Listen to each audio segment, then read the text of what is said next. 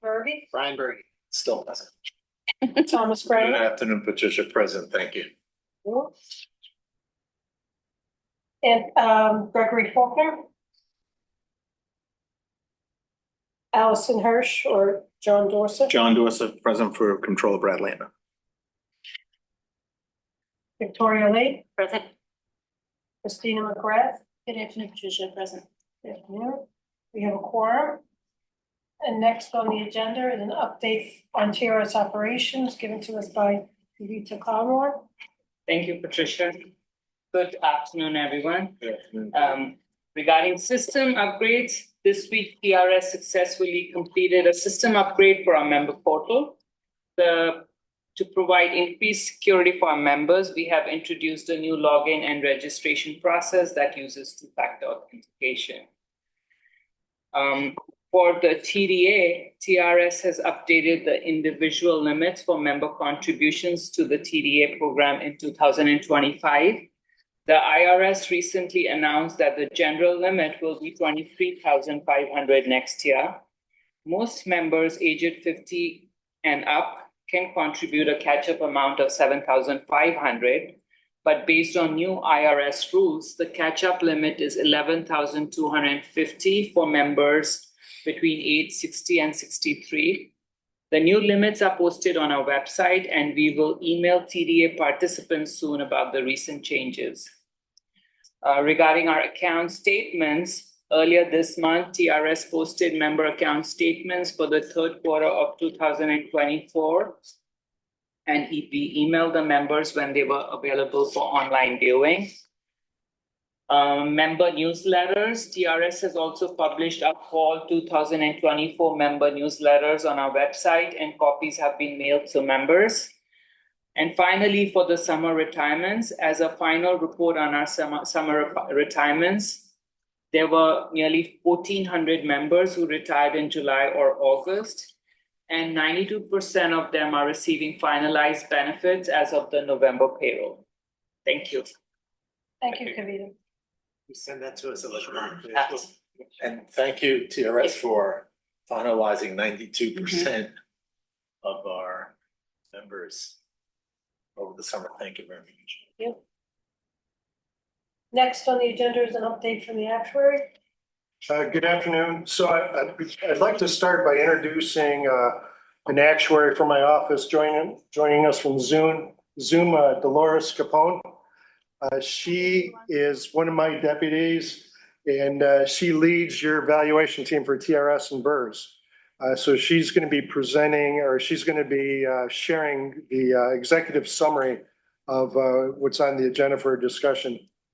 Hi, Dolores.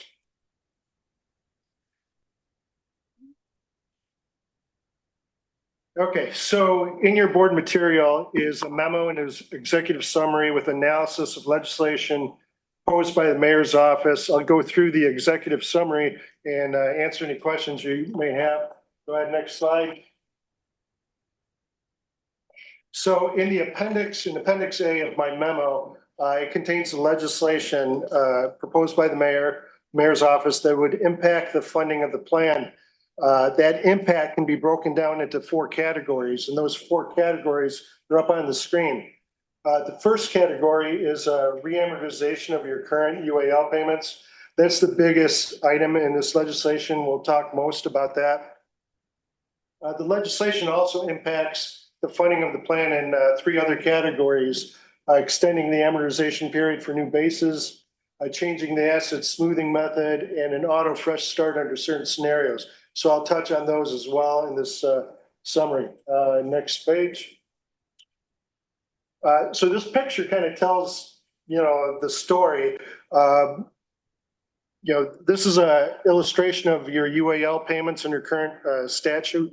What we're talking about under this legislation is refinancing those payments, kind of like refinancing a mortgage, except we're using the same interest rate. And, the mortgage or the liability we're talking about refinancing is over on the right there. That's a $9.1 billion UAL, unfunded accrued liability.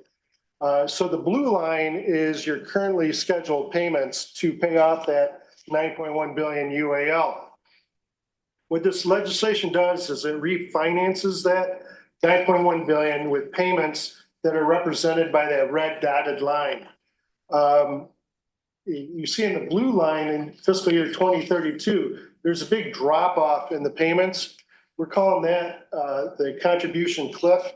That kind of sounds negative, but it's a positive because you're paying off a liability. But that drop is 2.5 billion. What the red dotted line does is it refinances that to get rid of that cliff. So instead of having a big drop of 2.5 billion, each year you have a $70 million drop in the required payment. So the next slide shows the budget impact of this. So the first column there, what's labeled the current, that's the blue line from the previous slide. Those are the current UAL payments. The second column there, the fresh start, that is the payments under this legislation, the red dotted line. Both of those at the bottom have that present value of 9.1 billion if we're using 7% interest. The difference between the two is the budget impact. And you can see the numbers are negative for the first like 8 years, and then they become positive. If you took that column, the budget impact, put it in Excel, calculated the present value at 7%, that present value would be zero. What that means is every dollar you're delaying in the early years is paid back by the employer, by the city, with 7% interest at the later years. So the net impact, the net change is zero, but there's a change in the timing of contributions. So this change in contribution, so there's not a long-term savings, there's a change in timing. This timing has an impact on contribution volatility. So on the next slide, we've got a little analysis that shows kind of how contribution volatility is reduced. So what this is 5,000 10-year simulations where investment return was randomly generated from a normal distribution with 7% interest. I showed this kind of stochastic projection to trustees before. They said this is like a multiverse, and that's a good way of looking at this. This is 5,000 multiverses of possible things that could happen. The yellow is the multiverse where we always get 7%. All right, and what's shown with the dotted lines above and below is the 25th and 75th percentile of what could happen with the random investment return fluctuations. Now, the top is what you currently we're projecting under the current methodology or current statutory requirements. And that's not just the UAL payment, that's the total payment, UAL plus normal costs plus administrative expenses. No matter what happens with these stochastic generations, there's always a cliff. Because everyone, because there's a cliff already hard-coded into the projections, there's always going to be this cliff, no matter what kind of scenario we're looking at in the future. And the bottom one is what happens in our projections if we fresh start and do this 20-year ramp. You notice it's a flat line or more of a flat line. It's not even decreasing that much like I showed you on the previous slide. That's because while the UAL payments are going down, the normal cost is going up. And the two are kind of canceling, creating this kind of horizontal level contribution that doesn't have as much volatility as the current scenario situation. On the next slide, we look at how intergenerational equity is impacted. So intergenerational equity is kind of the concept that taxpayers pay the cost of service over the period it is provided. So you were trying not to kick the can down the road. So to do this intergenerational equity analysis, I did what's called a solvency test. I took all the money that's in the plan and I allocated to the people who are going to use it first or need it first. So the retirees, they're going to need it first. And so everything in green there are members that are 100% covered by current assets. So all the retirees are currently 100% covered by the current assets. All the actives or all the inactives are covered by assets. And then we start going through the actives, and a big chunk of the actives are all also covered. We keep working down from the oldest active to the youngest active to figure out when do we start running out of money. And when we run out, when we get to that $9.1 billion UAL, in the circle below, shows the cohort of unfunded actives that make up that unfunded liability under the solvency test. So it's a group of like 68,000 actives, average age of 36 years, average service of around 8 years. The big important number is the one highlighted below. Average future working lifetime, it's 20.8, so 21 years. So if you're looking at this from a taxpayer's point of view, saying, I want to fund this unfunded liability over the working career of the people who are unfunded, it'd be like a period of 21 years. And for TRS, the ramp's 20 years. So that kind of fits. The 20-year financing is close to the 21-year average future working lifetime. So once again, we show the graph there that I showed previously. So just simply two different ways of funding the 9.1 billion. The red dotted line actually funds it over the future working lifetime. The blue line funds it before you get, it's fully funded in about 8 years, and then money starts coming back to the employer as credits against the normal cost. Next slide. So we covered kind of the big ticket items, the refinancing of the current UAL payments. The rest of these slides are just other things, the legislation changes, not as important. These are kind of like nice to haves. The first one is extending the amortization period for new bases. So the first column there is what's in statute right now. So when every year there's an actuarial gain or loss, we amortize that over 14 years. If there's an investment gain or loss through the smoothing method, it gets amortized over 18 payments. There's an assumption or method change, it goes over 19 payments. Benefit payments are over the expected future working lifetime minus 1 year. Under this legislation, everything changes to 20 years or 20 payments. Other than the benefit changes, they're still consistent to what was done before. The minus 1 kind of disappeared. So it's just amortized over the future working lifetime. The last column is the range published by the Conference of Consulting Actuaries. They just released a white paper called Actuarial Funding Policies for Public Plans. And they listed what are reasonable ranges for these amortization periods. And you can see the numbers fall under this legislation, fall into the reasonable range. What they did say in that paper is, as plans mature, you should consider pushing it to the right, to the bigger numbers on the right. And the reason for that is, as plans mature, the contributions become much more volatile. So when a plan's young, there aren't a lot of retirees in relationship to actives. There's not a lot of money in the plan, but over time, assets grow at 7%, but payroll grows at 3%. There's more retirees are added. And so as plans mature, you get these big retiree liabilities, you get this big pool of money in relationship to payroll. So any tiny change in assets, 1% change in your investment return for a year can have this dramatic impact as a percent of pay. So the logic there is, as plans mature, you should lengthen the amortization period just so this impact isn't quite so volatile. And that's what this legislation does. It impacts it to kind of a uniform 20 payment amortization. Next slide. It also changes the asset smoothing method. So I showed two kind of fairly equivalent asset smoothing methods. Number one is what we currently use for New York City. It's a common method in the industry. Basically, it's a 5-year smoothing. And I gave an example with $1 million investment gain or loss. So say you had a $1 million loss. Under the current method, we wouldn't recognize it immediately. We'd divide it by 5. We'd recognize the first 1/5, 200,000. We'd put it into our gain loss, which would be 14 payments. And we take the rest and we put it on a piece of paper. The next year we take another 1/5, the next 200,000. We put it in, we'd add another 14 payments for that. And we do that every year for 5 years. And then you'd get that schedule of payments slowly coming into the valuation.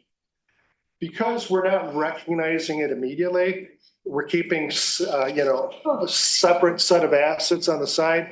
It causes us to have 2 sets of books, 2 asset smoothing methods, market value of assets and an actuarial value of assets, which kind of tends to confuse people, confuses The lay person, you have two different funded percents, a market value funded percent, an actuarial funded percent. People ask, what is the right funded percent? Well, the second method kind of does the same smoothing as the first method, but it doesn't require having a second set of assets or second set of books. And this is a method used by like the California Public Employees Retirement System, CalPERS. For gains too. Yeah, so the second one is the same $1 million gain, but now we're saying we're gonna recognize it immediately. So immediately we recognize it, but we're gonna smooth in the payments. We're gonna have a ramp for 5 years going up. We're gonna have level payments for like, was it 12 years? And a 5-year ramp going down.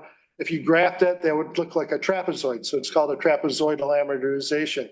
So it does the same thing. It's not 100% equivalent because interest credits are treated a little different. But as far as the impact on the contribution rate for smoothing, it's a 5-year ramp in, 5-year ramp out, just like the current method does. So I recognize the California plans do like a majority of taking us out of the equation, right? The top 50 plans, like how many use which model? I'd say the vast majority use the top. Okay. And because the top is what the first method I learned in 1989. You know, It's advanced. so, yeah, no, it's a simple method of smoothing. And back in the days before you had computers, right? So that's what kind of just asking how it evolved. Yeah, it was before you had computers. It's not perfect because you notice there's no interest charged for the delayed recognition. And the concept there is, well, it's not actuarially correct because I'm not charging interest when I kick, the 4/5 down the road. On the other hand, I'm thinking there's going to be gains and losses every year, so that error will cancel. On the one on the bottom, that's pure finance math. I'm just that exactly has the present value of $1 million. And so it's just like a cleaner approach. And then once again, it's more transparent. You don't have two sets of books, two funded percents. When you do the projections, everything's recognized and it's there right away. And then the CAA, the Conference of Certified, whatever. Yeah. They didn't comment on this. No, they didn't. I was curious. No, they said you should have a smoothing method, typically 5 years. So it's consistent with the. It's nothing here is inconsistent with actuarial standards or with what actuaries recommend. All right, next slide. Auto press start under certain scenarios. So that's in here, and I call this handling the weird stuff. Whenever you hard code actuarial methods into statute, weird stuff can bubble up. And so an example of a weird thing would be you have an unfunded liability, but because of the way the amortization basis is lined up and which one's dropped off first, you could have a credit. So you could go to the city and say, hey, you owe money, but we're going to give you money back in your contribution. And that would be a weird thing. So this would allow the actuary to say, if I see an anomaly where things don't make sense, I can wipe out all the existing amortization bases and start fresh. A second example actually happened to BRRRRs, and this is a case study of what happened to BRRRRs. And so back in June 30th, 2021, BRRRRs was 109% funded based on a market value of assets. But because of the way, so they had a surplus of 854 million. But even though they had a surplus of 854 million on a market value, because these payments were hard coded based on statute, we had to keep charging the employers that amount. So you see, they got a surplus of 854, but we're going to charge the employer another 440 million through fiscal year, was it 2032? And then we're going to give the employer back a whole bunch of money, to use as a credit for the normal costs. So if this legislation had been. Years. Further that, because there's effectively been overpayments as if Yeah. they were UAL when there is no. But you give money back over a period. Yes, you're giving back over a period of time. Under this fresh start, we also give money back over a period of time, but we do it right away. We say, all right, you're overfunded. So we're going to re-amortize this. We're going to wipe out all those rows that created this blue line. We're going to start with a new row, and it's going to produce that red dotted line. It's going to be an $83 million credit that's applied to the normal cost. Now say next year they drop below 100%. There's a huge investment loss like happened. and they drop below, all of a sudden, then we'd go back to the previous slide where we take that loss, we'd use the trapezoidal amortization on it, and we'd start phasing that back in. So it just, and then every time it would pop up over 100%, it would fresh start. TRS, I think, came close in that same year. I think it might have been 99% on the market value. So eventually this is going to hit TRS too, as you get more funded. There are times, years where you'll have good investment returns, you'll pop up over 100%. When that happens, that would auto fresh start and you'd have a new amortization schedule with a credit that's applied to the normal cost. The concept is you don't want, you're targeting 100%. You're not trying to target 120% or 150%. So it's a way to kind of go back to 100% every time it goes over. So all of your stuff is always based on the historic of, or factually based on the data that we have. I guess my question is, as the workforce changes and less people do 30 years, like your calculation says 21 years is what the current worker is gonna work. While I totally agree that that's what it is. As the workforce changes and they go to doing 15 years instead of 20 years, or they alternately go to 25 years instead, how does that impact this, or is that 20-year ramp that won't impact this 24 ramp? So what we have, if this legislation passes, whatever's unfunded as of June 30th, 23, gets that 20-year ramp, and it's hard-coded, just like the current schedule's hard-coded in statute. New people come on, they're going to be charged their normal costs. They won't have any unfunded liability. You know, so it really doesn't change the unfunded liability other than gains or losses. Yeah. So it'd be, we're kind of focusing on paying off the unfunded liability for the current snapshot of actives. Just curious. Last page, conclusions. So this legislation manages the volatility by re-amortizing the contribution cliff over 20 years. It lengthens the amortization period to 20, and auto fresh starts under certain scenarios. It does this at a cost of slowing down. It manages the contribution volatility at a cost of slowing down the current funding of the plan. So that becomes the question, the decision for the trustees to make in supporting this legislation is slowing down the funding worth the reduction in volatility. For me as an actuary, I look at this, I don't think there's a bad decision here, bad choice. You could do nothing and your plan's going to be funded quicker. And you just got to realize there's going to be a big contribution cliff, a big surplus that occurs in fiscal year 2033.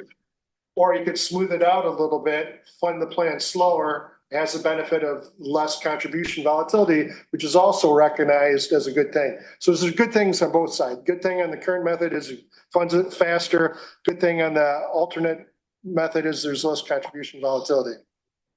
So happy to answer any questions. Any questions for Mara? Thank you. Thank you. Well Thanks, done. Dolores. Thank you. You're welcome. Thanks, Dolores. You're welcome. Thank you. Thank See you. everyone over Zoom. Okay, Thank you. Well done. next on the agenda is the executive director's report. And the first item is the matter of the next meeting, which has been set for Thursday, December 19th, 2024. Please mark your calendars. Next is a resolution for the support for the legislation concerning unfunded accrued liability payment schedule. Patricia, if I may, Yes. I don't think there's even a need to read the resolution of the record, because I think there's an understanding that that matter is going to be tabled today.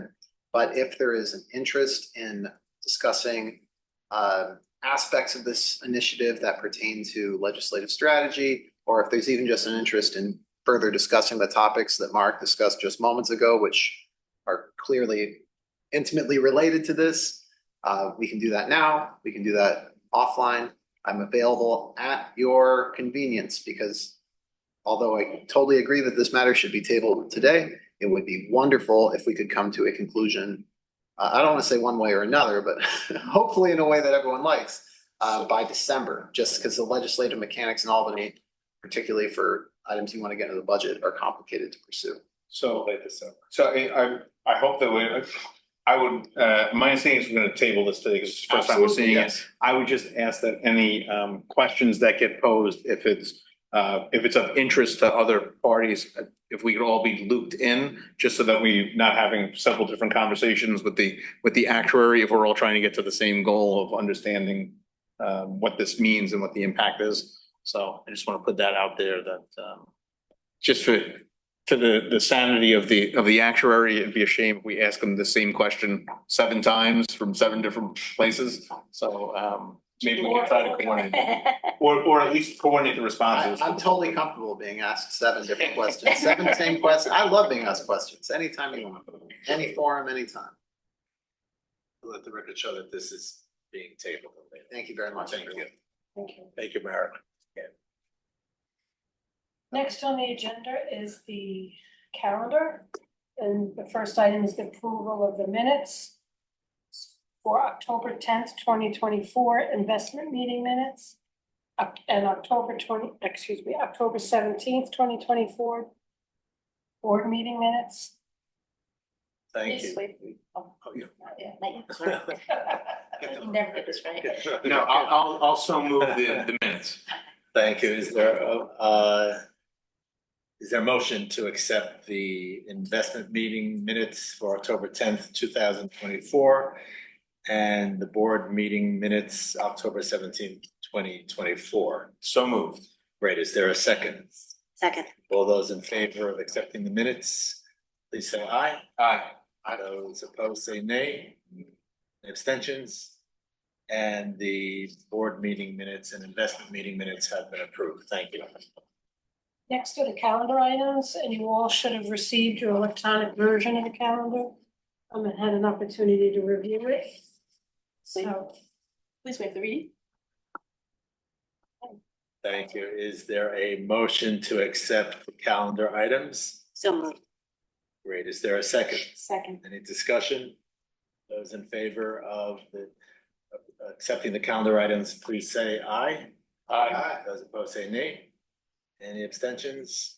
And the calendar items have been approved. Thank you. so under other business, we have a TRS AI presentation by Eric Diaz, our IT Service Operations and AI Officer. Eric? Thank you, Eric. Hello.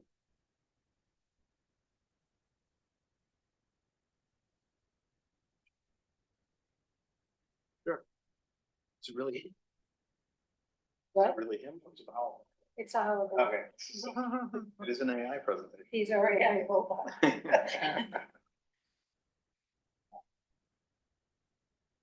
Just has a little trouble with technology.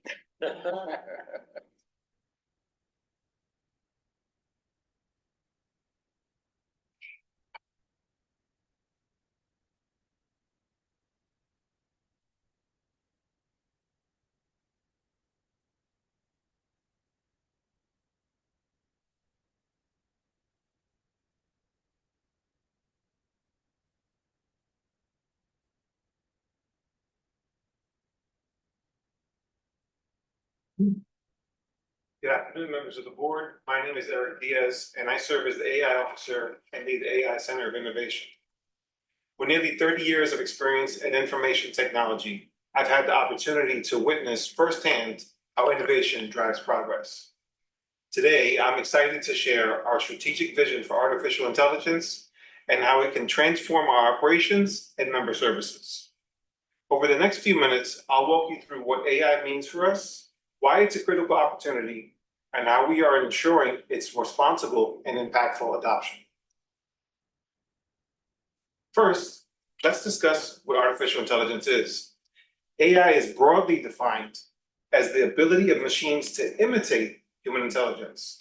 In practical terms, this means our systems can analyze complex data, solve challenging problems, and automate tasks with a level of precision that enhances our decision-making.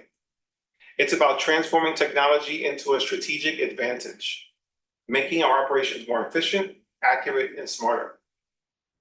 First, let's discuss, now let's look at the image on the slide. It was created using AI. The process involves giving the AI a prompt, which is a simple text description that guides it to generate a specific visual. For this image, the prompt was, create a business-focused image representing the teachers' retirement system of the city of New York, supported by artificial intelligence. That's us. This image is an example of how AI can transform written words into something tangible and creative, showcasing just one of the many ways AI can be applied in the real world. So why should we embrace AI now? Our strategy is grounded in what I call the vital framework: value, innovation, transformation, augmentation, and leadership. Value. AI has the potential to deliver measurable benefits, from optimizing our operations to enhancing member experiences. It's about achieving outcomes that truly make a difference. Innovation. AI is already embedded in many aspects of our daily lives, like Waze, Google Assistant, or Alexa. By adopting AI, we tap into the same innovative potential to modernize our organization. Transformation. We're looking at ways to fundamentally improve how we operate. AI can streamline our processes, reduce inefficiencies, and make our organization more agile. Augmentation. This technology works hand in hand with our staff, giving them tools to be more effective. It empowers them to focus on tasks that require human expertise, while AI handles the repetitive work. Leadership. Lead with purpose by aligning AI efforts with our organizational mission and values. The vital framework isn't just a strategic choice. It's about seizing an opportunity to future-proof our organization, deliver better services, and stay ahead in an ever-evolving landscape.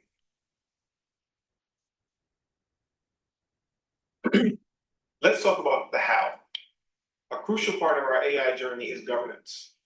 We understand the responsibility that comes with using this technology, which is why our governance framework is built on 5 guiding principles. Integrity. This means building systems that are transparent and fair.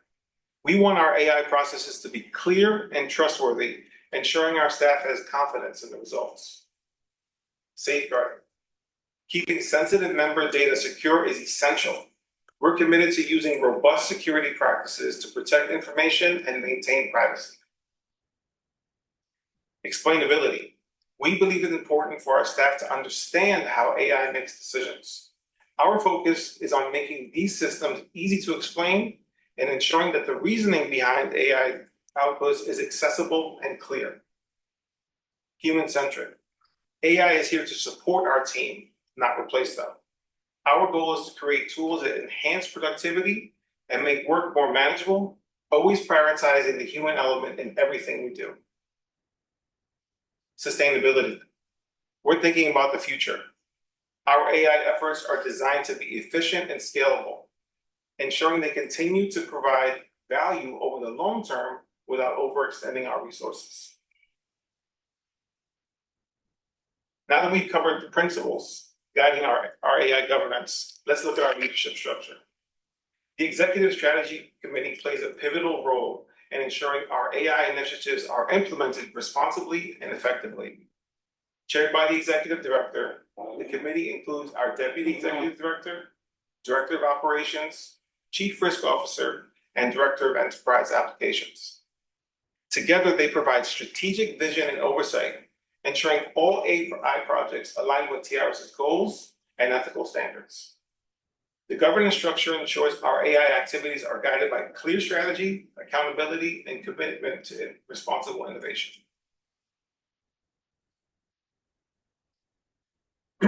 As your AI officer reporting directly to the Executive Director, my role focuses on turning our AI strategy into reality. I oversee the day-to-day management of AI initiatives and work closely with department directors to ensure projects align with agency needs. Through quarterly meetings with the Executive Strategy Committee, we maintain strong governance and oversight of all AI projects. This ensures our AI initiatives drive innovation while adhering to TRS's values and standards. Currently, we are focusing on identifying common pain points across the organization where AI can be used in a way that is practical and low risk. We understand that to make AI successful, we need to start small, but think big. By collaborating with various departments, we will ensure that our solution is transparent, effective, and aligned with our long-term vision. Let me introduce Chat-TRS, one of our first AI proof of concepts, aimed at transforming knowledge management across the agency. A key challenge for any organization is maintaining institutional knowledge as experienced employees retire or transition to new roles. Chat-TRS addresses this by making information more accessible and actionable for our staff, while capturing and preserving our organization's valuable knowledge. By streamlining how we share and use information, we not only preserve critical institutional knowledge, but also enable our teams to access reliable, verified information when they need it. Now, instead of just describing it, let me show you Chat-TRS in action with a live demonstration.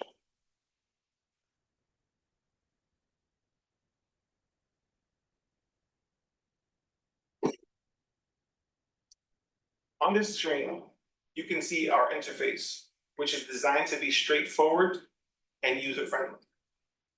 I've selected 3 questions that show how Chat-TRS supports different needs across our organization. First, we have a basic policy question about employee dress code, something any staff member might need to quickly reference.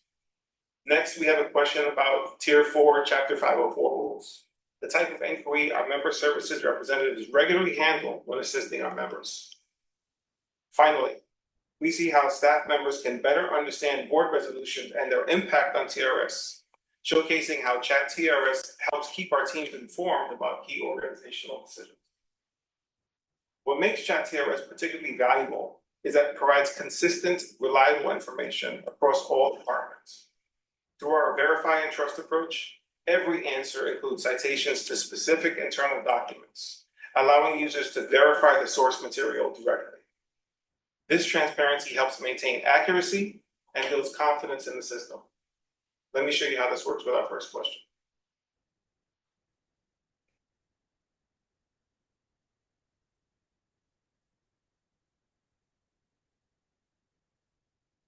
Just let it finish populating, and I'll just read off a couple of excerpts of this.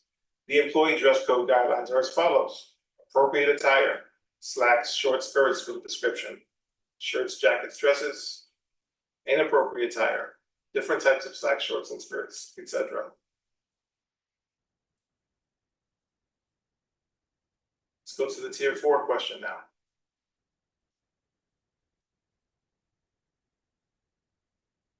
Could you read the question? Yes, I can, sorry. What are the different rules associated with Chapter 4, Tier 504? The different rules associated with Tier 4, Chapter 504 include the vesting period, required number of years to vest for TRS Tier 4 members represented by the UFT was extended from 5 years to 10 years. Contribution requirements: Tier 4 members need to contribute 3% of their salary for the first 27 years of credited service. They also need to make additional member contributions of 1.85% for all required service until retirement. Scroll down to get the rest of the information there. Yep, you have a question, Ryan? Does it ever give more than one citation? Yes, and I'm going to show you that right now. And I guess to follow up on that, do you fact check that that's the, like, that's the most modern? Yeah, that nothing's changed in the last, like, 30 days or something. So we have a data integrity process that it goes through before we ingest anything into the bot. We started off with policies and procedures that have gone through a vesting process, and then we ingest those. So it's sourced internally rather than external? Correct. So, okay. so we're leveraging a technology called RAG, Retrieval Augmented Generation. So it focuses solely on our internal documentation, and we code it in the back end to not hallucinate and to only answer things factually. So in this case, I'll read the first entry. Here are some recent board resolutions and their impacts on the teacher's retirement system. Employer contributions for fiscal year 2024. The board approved the final employer contribution for fiscal year 2024 in the amount of $3,161,752,125, which is a decrease of $12,661,055 from a preliminary employer contribution. This adjustment reflects a reduced financial obligation for the employer, potentially affecting budget allocation and financial planning for the fiscal year. Now, if we scroll down, and if you notice here, there are little references to the actual documentation that is pointing to. So this is the citation to the documents, and the actual sections of the documents is pulling the information from. So we'll select the first one here. We can go to the document itself, and you can see where it pulled that information from. So now the staff member who's utilizing the tool can verify the information that they're getting, as well as review the responses that are there.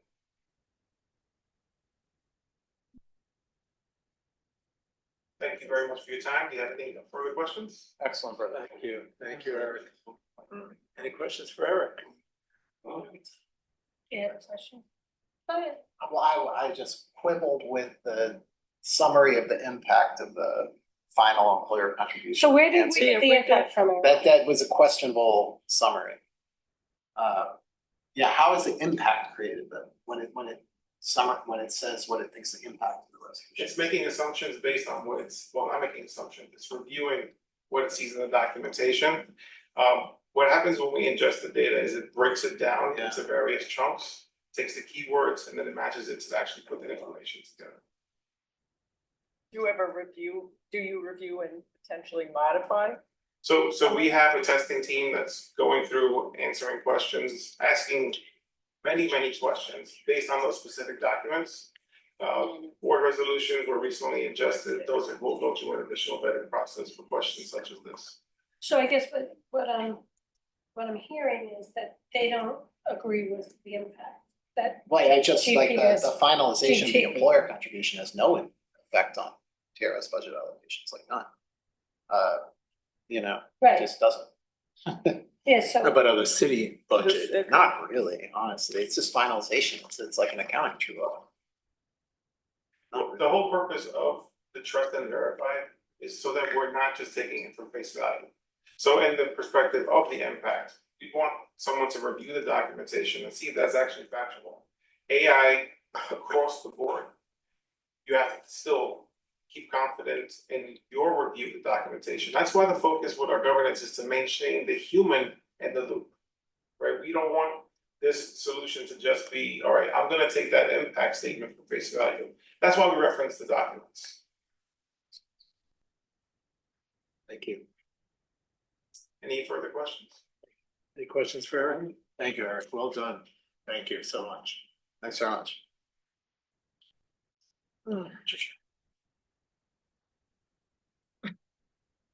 okay, I'm sorry. Thank you, Eric. Next, we have questions or comments from the public. Sure, I taught ninth grade, so I think you can hear me. My name is Robert Kronquist. Maybe you can go to the mic for the Okay. people on Zoom. Oh, yes, that's right, because we can hear you, but there are others. Thank you. And just state your full name for the recorder. Yes, my name is Robert Kronquist. I taught Jamaica High School in Queens. And I'm a retiree. I retired in 2006. And first off, I just really want to thank you for the wonderful job that you've done in protecting my pension. At Jamaica High School, I created an organization called Youth Arts New York, and out of that, we brought atomic bomb survivors from Hiroshima and Nagasaki into over 100 of them into classrooms in New York City, to 40,000 plus high school students. As a result of that, we won the Nobel Peace Prize. We were part of the international campaign to abolish nuclear weapons that won the Nobel Peace Prize in 2017. And we're very adjacent to this year's Nobel Peace Laureates, the Nihon Hidankyo, the atomic bomb, the A bomb and H bomb survivors organization in Japan, because we brought many of them to the United States and allowed them to speak at the United Nations and to have a presence in New York. As a result, the United Nations passed a treaty on the prohibition of nuclear weapons. And you have a packet here. I gave you a packet with a copy of the treaty. So in 2018, we began working with Councilmember Danny Drum, who was a retired New York City public school teacher and the head of the finance committee of the city council. And in 2021, the city council passed a resolution instructing the New York City pension funds to divest from nuclear weapons producers. We've been working with John Dorsa and John Adler at the comptroller's office since, I think, about 2018, I think from way back in the beginning when Scott Stringer was the comptroller. And finally, we've gotten to this point where we feel that we're working with in our group is a man named Michael Lent, who oversaw the Ford Foundation's divestment from fossil fuel production. What we're looking for is a divestment from nuclear weapons producers, which is much, much simpler than divestment from fossil fuels. It's targeting 25 producers. And we feel that we can thread the needle to divest from, we're working with a group called the Don't Bank on the Bomb based in the Netherlands, and looking at exactly how we could thread the needle for you to fulfill your fiduciary responsibility so that I could continue to live well and future retirees and divest from these weapons of mass destruction. So what I would really, here today is just to open up communication, and I wonder who would be here on the board to continue this discussion. And so thank you for your time, and I don't know if you have any questions. Any questions for Robert? Thank you, Robert, for coming up. Okay, who would I be in touch with to continue a conversation? You can email us.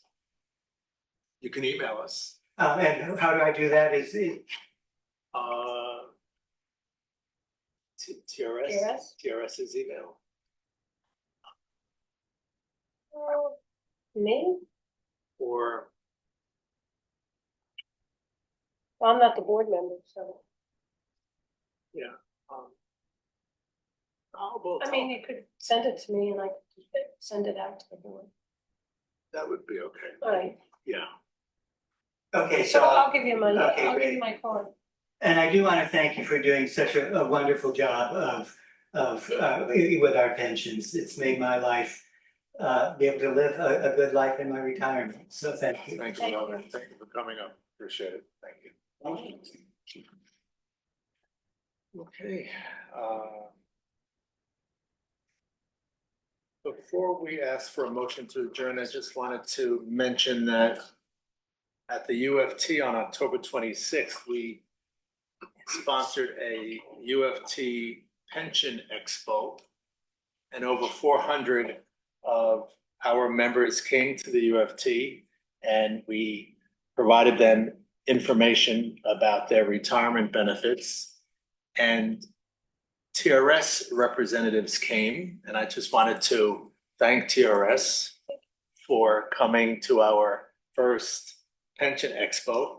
And the associates from TRS, I'd like to mention Jimmy Ramsunder, Sahar Gergis, Suzanne Corbin, Anna Abreu, Racine Coles, and Roland Lusant all came, spoke with our members, gave pension information out, well received, and we just want to thank them very, very much for spending practically an entire day with us on Saturday, October 26th. It was much appreciated. And so please pass along our thank you to those members. Thank you, Tom. I just want to let you know that I spoke with a few of the employees that attended, and they really enjoyed it. And they really felt really good after they were able to meet with the members and focus on them. It was great. It was felt great. We had our pension consultants there, but I heard people whispering, TRS is here. TRS is here. Go to that room over there. It's TRS. And it really, well, we've always had a great relationship with Teachers Retirement System, and our members love TRS. You provide us with a defined benefit pension, along with the opportunity to voluntarily join a 403B TDA program. And if you ever get a chance to come to one of our expos, you see happy people, as Robert is a happy retiree. So thank you, Robert, for coming. Thank you again. Appreciate it. So any questions? Anything else anyone would like to add to the agenda? So I think this is I want to thank, before I forget, Adrian, our TRS tech, and of course, Will, our recorder. So much appreciated. Thank you, guys. And thank you, Eric, for your presentation. So is there a motion to adjourn? So moved. And is there a second? Second. Oh, You 2 beat me to seconds. it. You beat me to it. Any discussion? To all those in favor of adjourning, please say aye. Aye. Those opposed say nay. Any abstentions? You didn't want to be here forever. We are adjourned, Brian.